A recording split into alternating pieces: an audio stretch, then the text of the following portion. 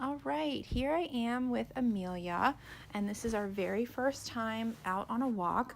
If any of you saw the video from yesterday, she is a very strong puller.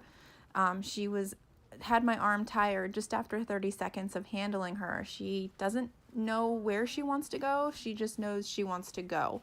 She was pulling me and yanking me in every direction. And so here, I'm actually teaching her a new way to walk. So with this way, she's actually learning that she's not dictating the direction that we go in. She's learning to look for guidance from me, the handler, and following where I want to go. So I decide what direction we go in, and she follows me, instead of her dragging the human everywhere she wants to go. So this is a very new way to walk for her, and that's why at the beginning it's a little choppy. Like I said, this is the very first time I've taken her out since yesterday when she was all over the place. We swapped out the flat buckle collar that she was choking on for a Hermspringer 2.25 millimeter prong collar, which works through gentle pressure and release. And she actually learns that staying by my side, following my guidance, gets her very loose leash. She walks with a loose leash. She doesn't feel any pressure. And when I say pressure, that does not mean pain, okay? So she's feeling slight pressure on her neck, which tells her, oh, you know what? Get closer to the human. So that's why you'll see me changing directions, pressure, release, pressure, release. She's learning through these moments how to walk and what I want from her. And I'm actually not saying much. I'm going to give her some praise every now and then when she's doing the right thing. But for the most part, I'm letting the leash do the communicating. So it all works through, like I've been saying all along, gentle pressure and release, guiding her into the position that I want and being very consistent with it. So you'll see as our walk progresses, she's figuring it out. She's very smart, and this is an adoptable dog. Yesterday, the dog that you saw, who would want to walk a dog like that? And it would rip your arm out, and that was without other dogs or squirrels or anything else around. So the dog that you see now, who's looking to me for guidance and following me and walking for the most part with a loose leash, this is an adoptable dog. This is a dog that people will look at and say, you know what, I would want to walk her down the street.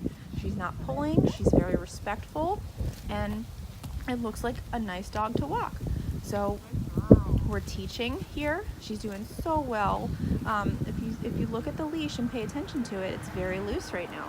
I'm not having to give her any guidance at all because she's learning through all of these moments leading up to this. And so here I am changing directions again. This is teaching her to stay engaged with me, to focus on me. She never knows what direction I'm going to go in, and she's got to follow me.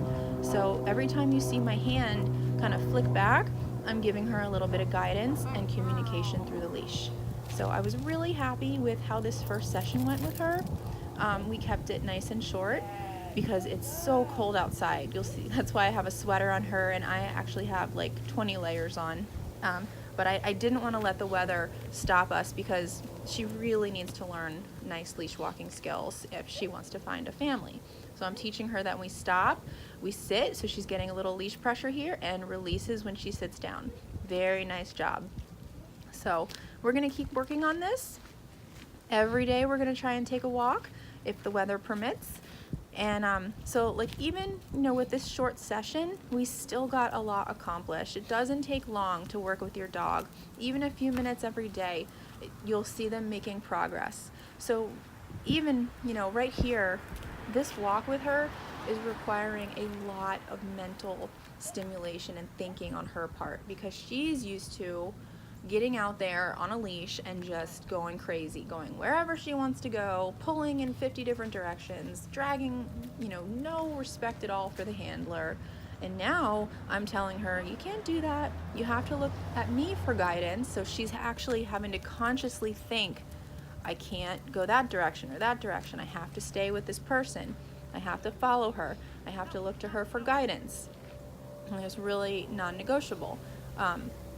And this kind of behavior right here is what's going to get her adopted and find her a family. So she is up for adoption. If you know anyone that's going to want a fully trained dog, just reach out and let me know. Thanks for watching.